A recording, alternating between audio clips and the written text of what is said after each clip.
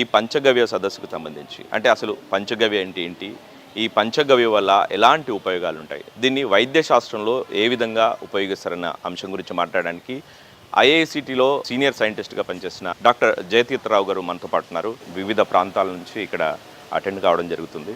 అలాగే ఇక్కడ ఈ పంచగవ్యకు సంబంధించి అసలు ముఖ్య ఉద్దేశం ఏంటి, ఈ సదస్సు ఎందుకు ఏర్పాటు చేశారు? ఈ ఆవు యొక్క ప్రాముఖ్యతను తీసుకురావడానికి వాళ్ళు మొదలెట్టారు. ఎందుకంటే దేశంలో గోవధ ఎక్కువైపోయింది. దాన్ని కంట్రోల్ చేయాలి అంటే ఎలా చేయాలి అంటే ఇలా సదస్సులో పెట్టి కొంత డిస్కస్ చేస్తే అవుతుంది. ఇప్పుడు కౌ కడ్లింగ్ అంటారు.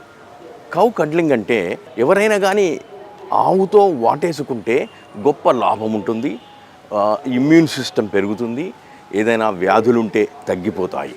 ఇది ఈ కౌ కడ్లింగ్ని అమెరికాలో కానీ యూరోప్లో కానీ పాశ్చాత్య దేశాల్లో ఒక పెద్ద యజ్ఞంగా నడుస్తుంది. వాళ్ళు ఏం చేస్తారంటే గంటకు ఒక $100 తీసుకుంటారు వాళ్ళు. ఈ పరిస్థితుల్లో ఉన్నది. కానీ మన భారతదేశంలో ఇంత అనుభవం ఉన్న వాళ్ళము, కౌ గురించి తెలిసిన వాళ్ళము ఇది మనం అమల్లో పెట్టడం లేదు. దీన్ని సమన్వయం తీసుకురావాలంటే నేను ఒక చిన్న చిట్కా ఇచ్చాను.